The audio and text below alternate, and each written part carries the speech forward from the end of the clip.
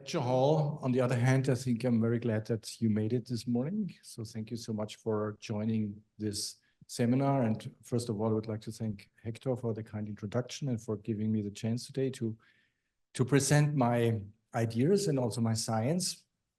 And as was already said, the ideas of widening the research on Alzheimer's disease. In particular, I will also point out some of our efforts, how to widen the views and what actually to address in this disease in order to find therapies and preventive measures. Okay. Is it working?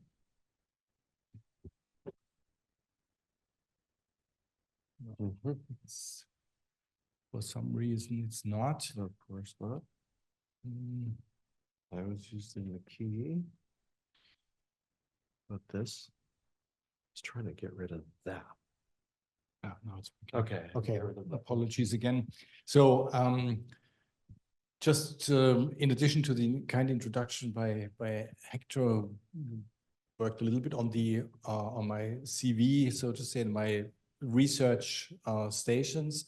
I want to emphasize that my research interest is since my time here at the postdoc at the Salk Institute, working with Dave Schubert at that time.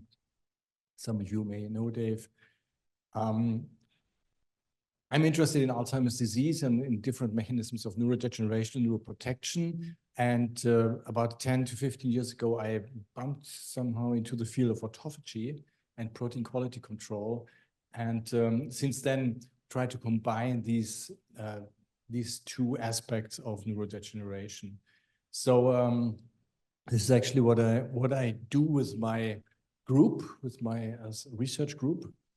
And I brought with me different chapters, what I would like to point out today, which is, first of all, of course, I would like to refer to the road and the development of Alzheimer's disease research in the last 100 years. So it will not take that long, but that's an interesting to follow how research developed in such a field in that time and where we stand at the moment. And then I will come to the scientific part on selective autophagy, on resistance mechanisms, and in the very end, I will come back to Alzheimer's disease in a way to propose a new model, what I would think would show in a good way how individual this disease is and how it may develop over time. Okay, so Alzheimer's disease has been described, as you know, a long time ago by Emily Kraepelin, a German biological psychiatrist. And it was, you know, Alzheimer's at that time in 1906 that observed differences and alterations in patients he described clinically, also pathologically. And as you know, there is the concept of the plaques and the tangles was developed at that time. And it needs to be mentioned that similar or identical observations were made by Oskar Fischer and in Prague, which was the competitor group of Emil Kraepelin. And so many people say that this disease should be called Alzheimer's Fischer disease. But due to Oskar Fischer was killed during the Nazi regime, and so he did not really receive the recognition for his work. Then in the next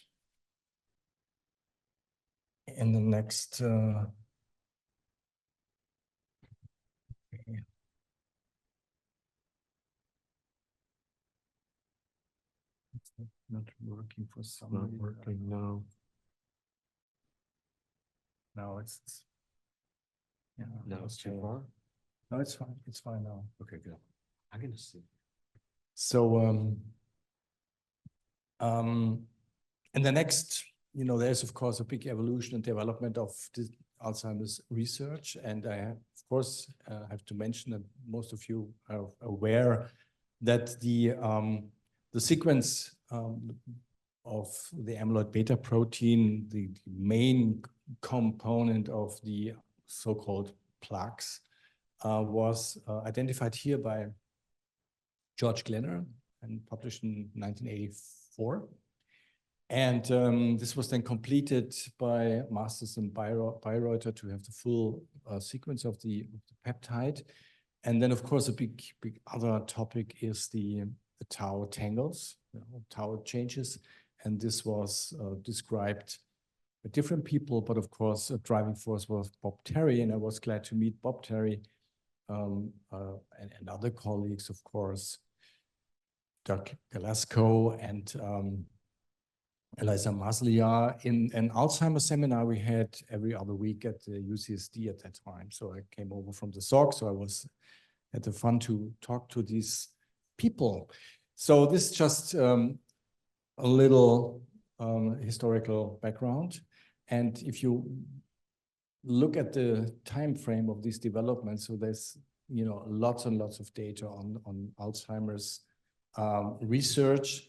And so we are, the small part I was, you know, being involved in was in the 1990s here, 1994 actually. So there's a lot of development and there's no time to go into detail.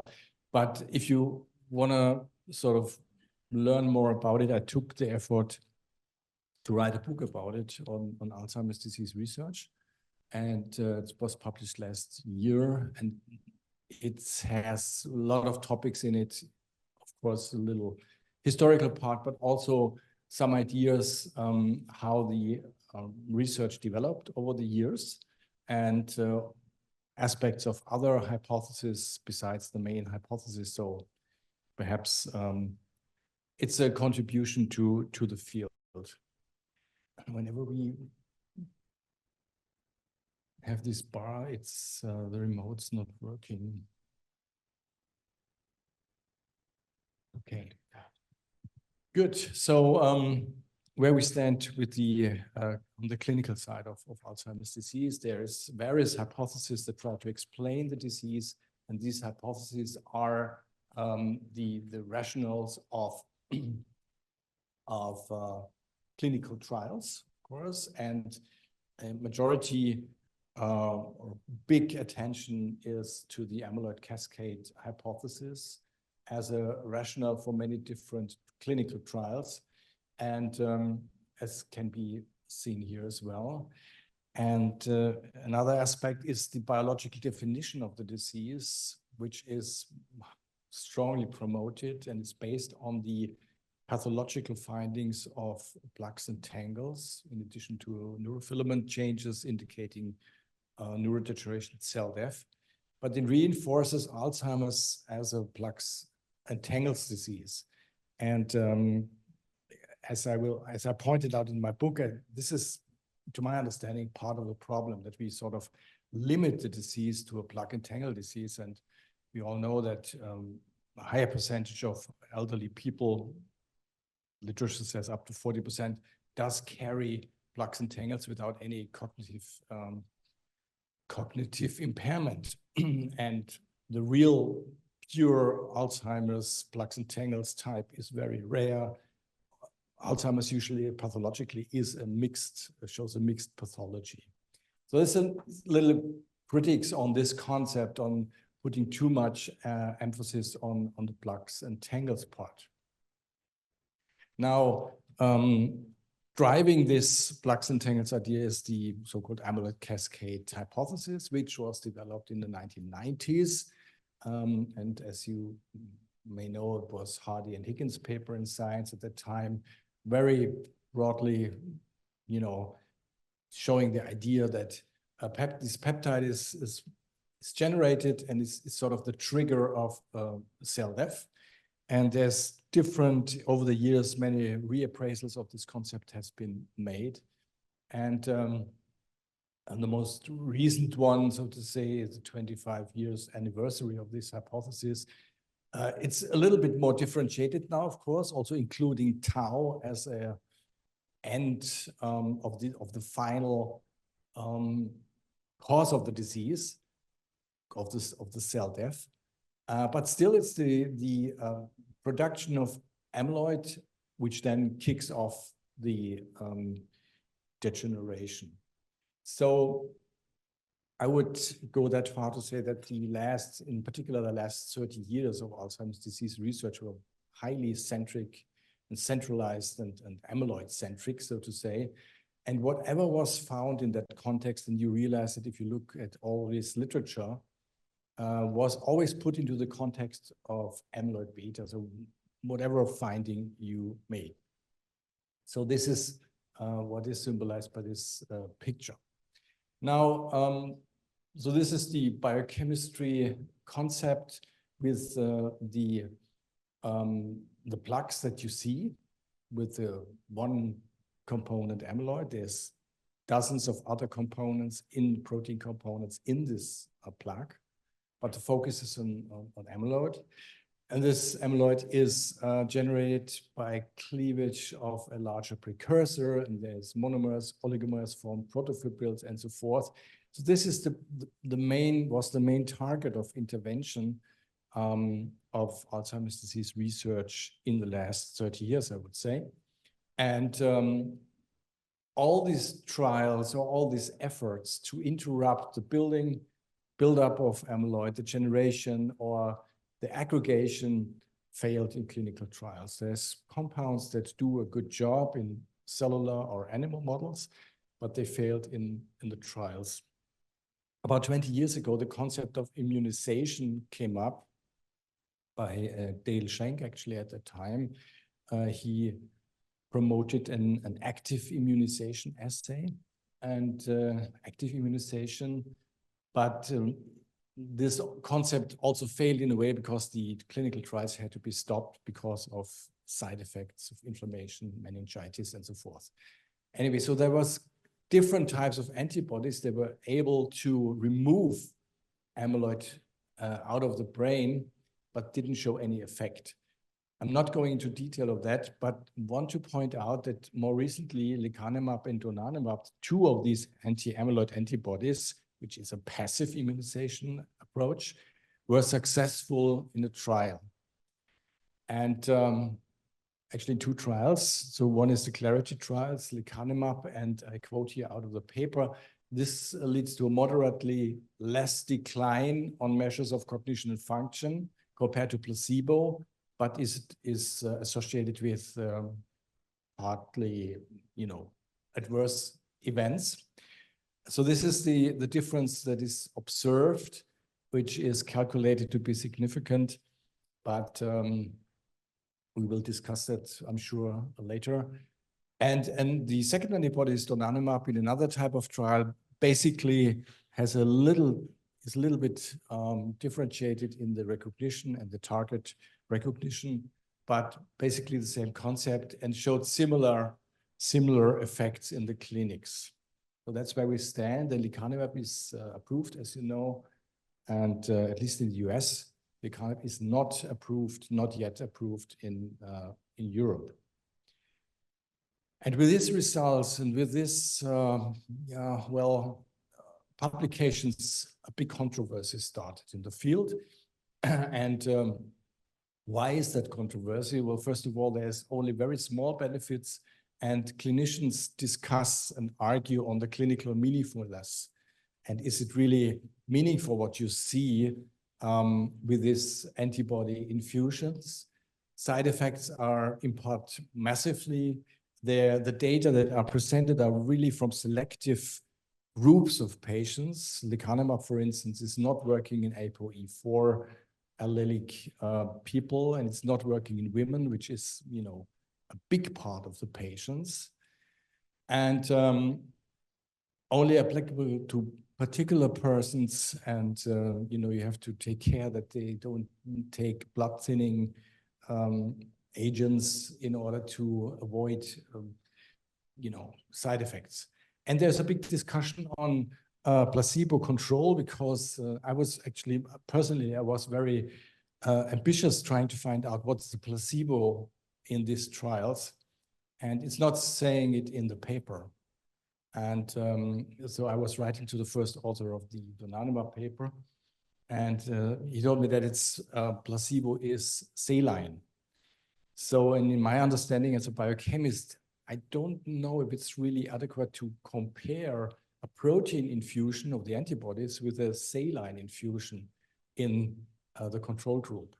This needs to be discussed. I think this is a real big issue. If you would design a mouse trial, the ethics, they would never let you through with this concept. But in humans, that's how it's performed. So there's big discussions also in the literature. Whatever you, on whatever side you would stand, I think there's a big agreement that there's an urgent need for additional measures to tackle Alzheimer's disease. And it's not a lack of other hypotheses besides the amyloid cascade. So this is what I put together and summarized in the book. There's all these different types of hypotheses around, which have been proven by very good data, but have partly been overruled by the euphoria that was driven by the amyloid cascade hypothesis and by the data that were fitting together just like a jigsaw.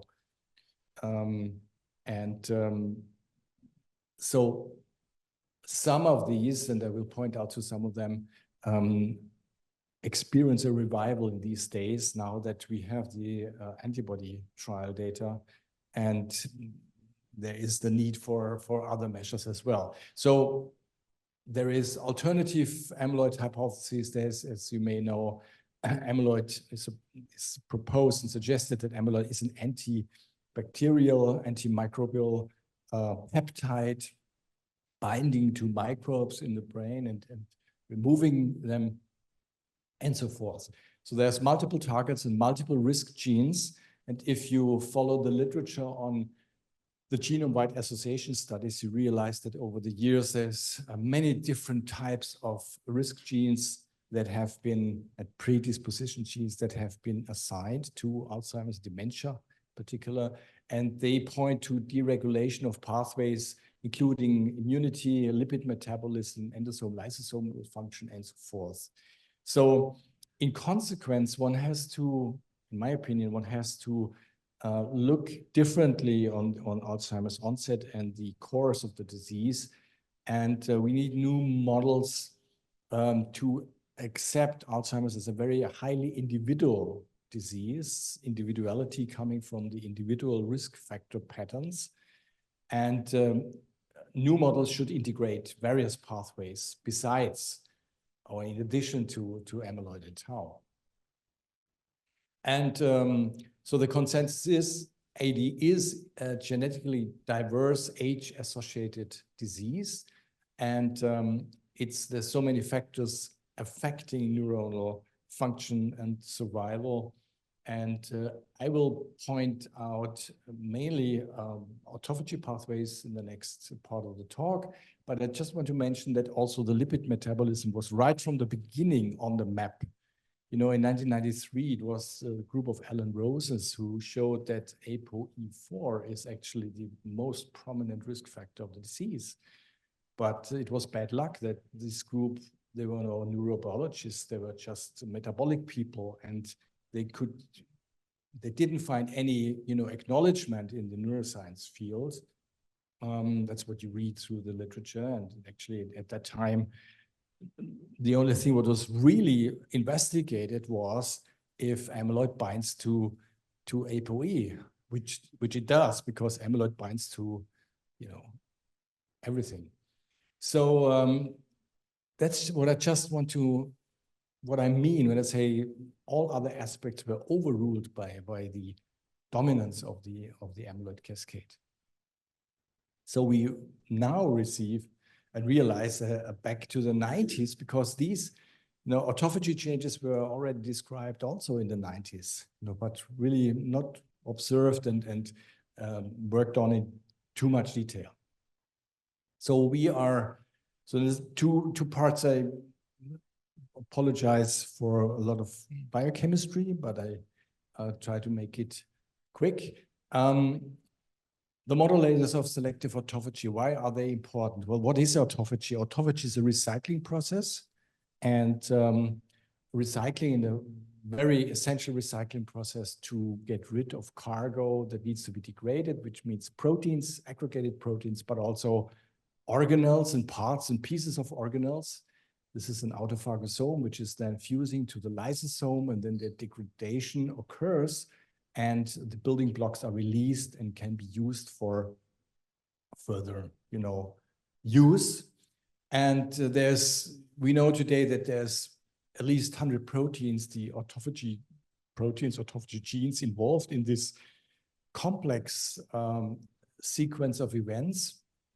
There's different types of autophagy. In the beginning, one was considering autophagy as a very, very unregulated, unspecific pathway, but now we know that it is highly selective and highly regulated, and there's different types, and we are focusing on macroautophagy in the next couple of minutes.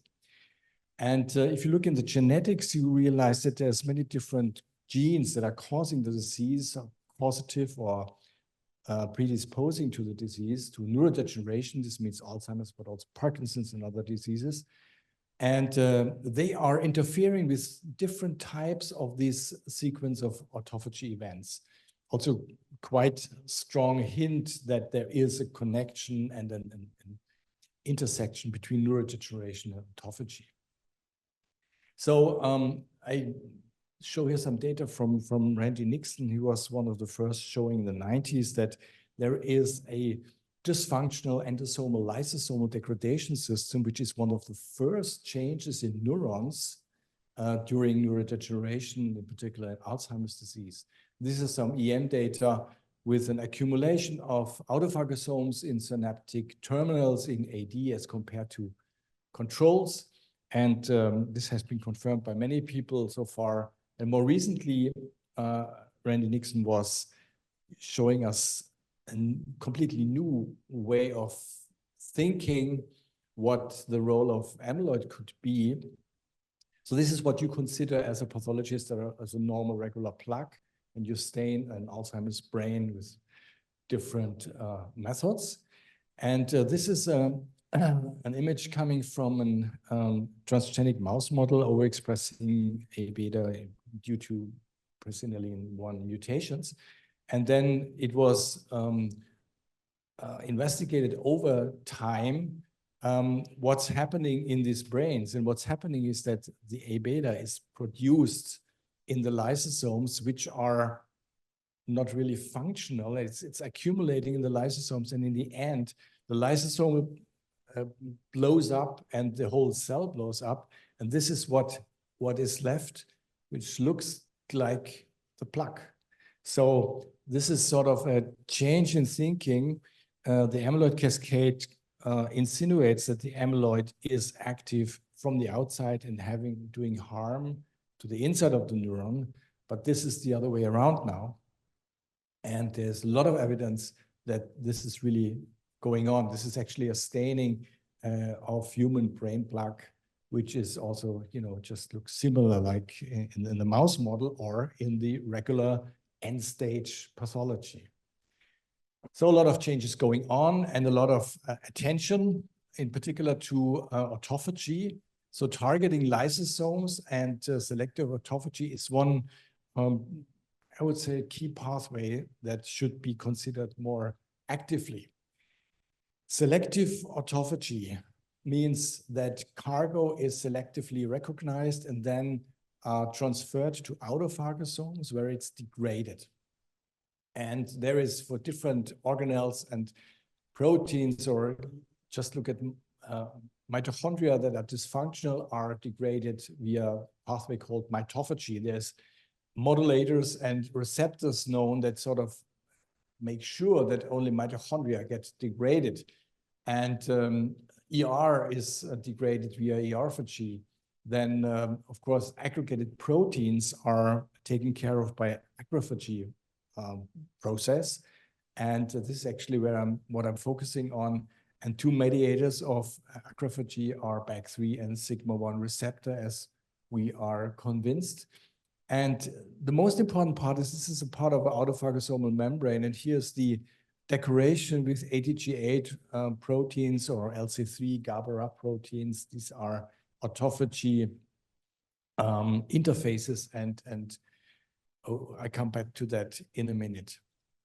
So we looked at different types of autophagy receptors. They have a ubiquitin recognition site who binds to ubiquitinated cargo, because usually the cargo that gets degraded by autophagy has a ubiquitin flag being flagged for degradation. And there is so-called Lear motifs, LC3 interacting regions, Lears that bind, these motifs bind to LC3, which is the decoration here at the autophagosome. So this P62 is the most prominent ubiquitin receptor and autophagy receptor. So here's the binding via the Lear motif, and here's the ubiquitinated cargo. This ensures that the cargo is really entering the autophagosome. Other receptors are well known, but we got interested into the sequence of BAC3 and also sigma-1 receptor because we did research into the direction what could be additional functions of these proteins in the autophagy pathway. Because what we have seen in models of cellular aging is during, this is human replicative senescence, IMR90 cells, we saw many years ago that there is a shift in the expression of co-chaperone protein, BAC proteins, or co-chaperones of HSP70. From young to old cells, there's a switch from BAC1 expression to BAC3 expression. So, it's a long story, but we found out that while BAC1 is more involved in proteasomal degradation, BAC3 is involved in, is taking care together with P62 and LC3 of proteins, of aggregated proteins. So in aged cells, you obviously have more demand of protein degradation and clearance, and this is taken care of by BAC3. So we looked at BAC3, and this is what's happening in cells. BAC3 is clustering around the nucleus. This is the nucleus, here's the BAC3 and the Vimentin cage. So whenever you block the proteasomal activity, the cell is driven into the autophagosome, in the autophagy pathway, BAC3 dependent pathway, and the proteins are just collected at the perinuclear site. Low resolution and high resolution shown here, the Vimentin cage with the BAC3 inside. And interestingly, we also see these acrosomes, we call it acrosomes, also in vivo. We saw that in ALS motor neurons here, SOD1 mutants are accumulating here together with BAC3 at the nucleus. And we also saw a colocalization of BAC3 with tau. It's a model that we are using in collaboration with Jürgen Götz from Brisbane. And all indicating that what we see in vitro is also going on in vivo. And in fact, other groups have shown that tau is actually cleared by the BAC3 pathway. And Karen Duff's group actually goes that far to say that BAC3 is one of the master regulators for tau accumulation in excitatory neurons, showed a couple of years ago. So BAC3 plays a role, obviously, in neuronal function and clearance of proteins. So we looked at BAC3 sequence, and that's what biochemists do. And you see these different domains and motifs from lamprey to Homo sapiens. And we found indeed quite a number of so-called Lear domains, Lear motifs in this protein. So the hypothesis at that time was that BAC3 LC3 interaction could actually directly allow the transfer of aggregated proteins into the autophagosomes. A very important role of a protein during aging, during neurodegeneration. So we looked into the autophagosome and developed a model, a protocol actually, that allows us to isolate naive autophagosomes. when you're working with autophagy, it's always difficult because whenever you manipulate the cells, autophagy is changing because it's such a basic process. So we had to make sure that we have a protocol that is actually not interfering with the physiology of the cell, and we can enrich naive autophagosomes. That's actually what we did here, and we could identify these double membrane vesicles. It's all proven with EMs and other studies. So we did mass spectrometry on these autophagosomes, and we found, of course, a huge profile of proteins in there, of cargo, but we found enriched BAG3 and also BAG3 cargo inside these autophagosomes. This was actually the first look into an autophagosome in such a specific context. So what we have, it's a busy slide, of course, where we now are at the moment, aggregated proteins such as tau are recognized by HSP70. The co-chaperone BAG3 is pulling all this complex to the acrosome, and here at the acrosome side, the autophagy is initiated. And BAG3 might even play the big function of being an autophagy receptor itself. This leads me to another modulator of selective. So BAG3 is an interesting pharmacological target. So we are working now on small molecules that are inducing BAG3 function and expression in order to use them in neurodegeneration models. So the sigma-1 receptor just came to us based on an RNAi screen in C. elegans in our search for novel modulators of selective autophagy. And then, of course, we know some of the literature showing that sigma-1 receptor agonists are already in clinical trials. So we looked at this in more deeply. And as you may remember, sigma-1 receptor is a very old companion around for 20, 30, 40 years, and with various functions. But it is definitely a protein that is an intracellular receptor. It's a co-receptor mainly located at the ER and at the mitochondrial contact site. So there's multiple binding partners of this protein known so far. So we looked at the function of a sigma-1 receptor in autophagy, and before we did that, we found out that mutations in the sigma-1 receptor are directly linked to neurodegeneration, such as motor neuron disease and other variants. So it was even more motivation to look more into detail. So what we did is that we looked at the effect of sigma-1 receptor activity on autophagic flux. We call it autophagic flux. It's a dynamic process. So the activation of sigma-1 receptors here by the compound that is used in the clinics actually is inducing autophagic flux, the autophagy in vitro, but also in C. elegans. We have been using this model and could show that the number of autophagosomes are massively increasing.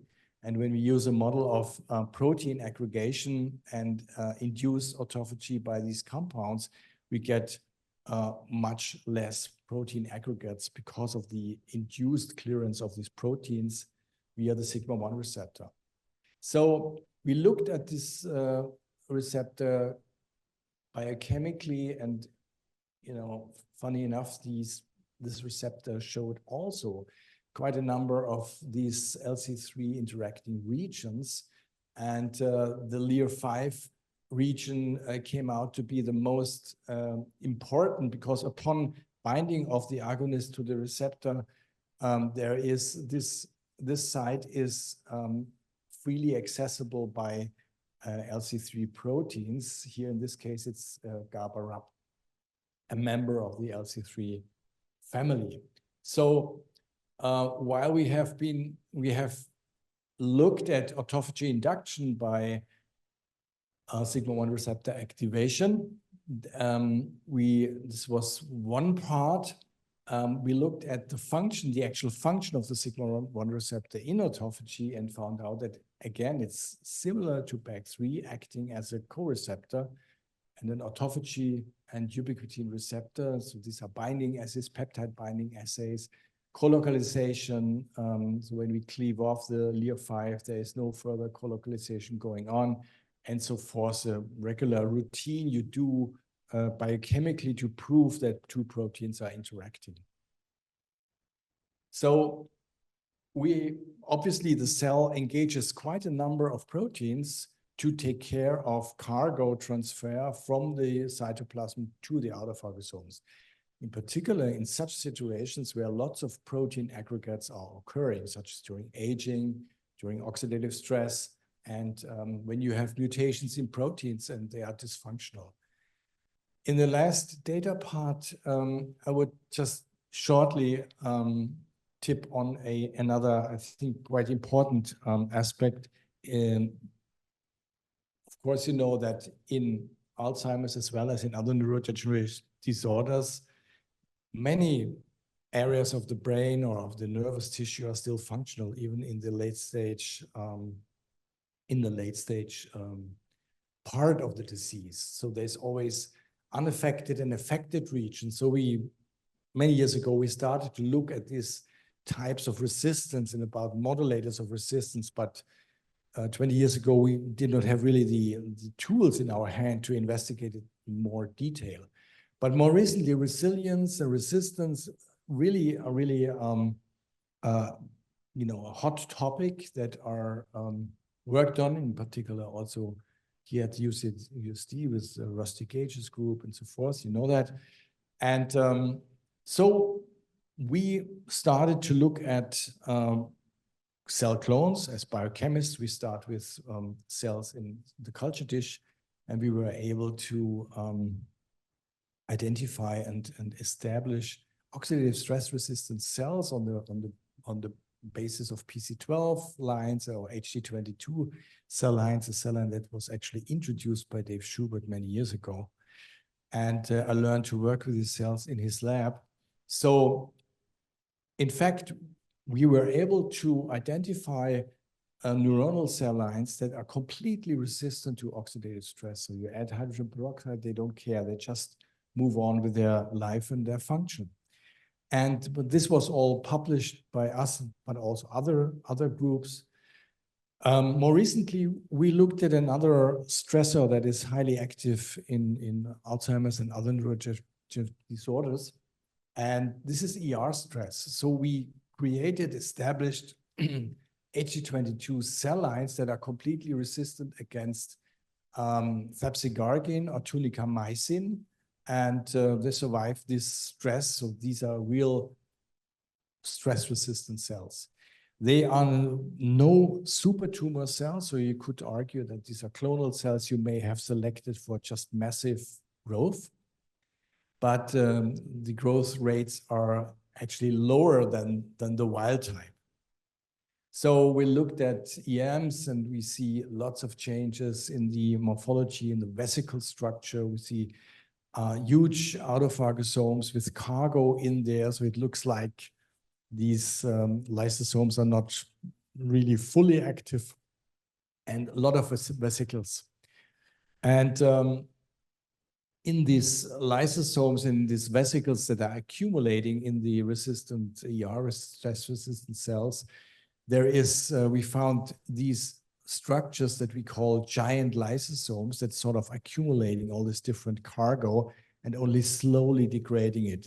They are still functional, but they really have a hard time to get rid of all this cargo. And in the lysosomes, we have shown that there's really these proteins in there. This is an accumulation of aggregated proteins in these giant lysosomes. And this was then complemented by studies. If you have an ER stress, you could expect that there is an increase in ER4G because the ER is obviously damaged. So you're using a construct in these cells that are indicating the induction of ER autophagy. And already on the baseline, there's an increased ER-for-G going on. This could even be introduced by various measures. So there's a lot of ER repair all the time via ER-for-G. And particular receptors for ER-for-G, such as the RTN3L, are highly expressed, overexpressed in these lines. And these receptors are also entering the autophagosome and are enriched in these autophagosomal lysosomal preparations. So ER-for-G is truly activated in both ER stress-resistant lines. A full proteome analysis, always comparing wild type to the stress-resistant cells, suggests that there's, of course, a lot of different pathways changed in these stress conditions, and pointed the way also to metabolic changes in this resistant cell. So we looked at with metabolism measures, did metabolics actually on it. And what we observed is that in these resistant cells surviving this huge ER stress, there is a switch to aerobic glycolysis called the Warburg effect. So the Warburg effect means there is a lot of oxygen around. You would expect there's high mitochondrial activity, but the cell is producing their energy largely from the glycolysis. So lower energy production as compared to the wild type. So this is all these seahorse experiments which actually show that this metabolic shift is going on. So there is discussions now what this all means. Why is a cell that is under high stress producing less energy? And in cancer cells, it has been proposed that the increased lactate formation in the Warburg condition is protective against, its radical scavenging effects were observed in neuronal cells, and this is mainly work by Larissa Traxler and Rusty Gage and this consortium. Johannes was also involved in this study, promoting the idea that the Warburg effect in neuronal cells is actually an anti-neuronal metabolic state and an adaptation to mitochondrial dysfunction. So it has an advantage if a neuron shows lower energy production, because what you have to realize is that the rest of the neuronal cell needs a lot of repair and does not waste all these substrates and compounds of the metabolism just for energy production. But this is at the stage of hypothesis. So we truly believe that these resistant lines, and again, ER stress is a big marker also of neurodegeneration, but these cells are now models for this metabolic reprogramming, which is actually also seen in Alzheimer's disease neurons, and good tools for further investigations. So I come to my summary slide, but I have to warn you, I have another 5 slides or so to introduce you to the idea that came out after writing this book.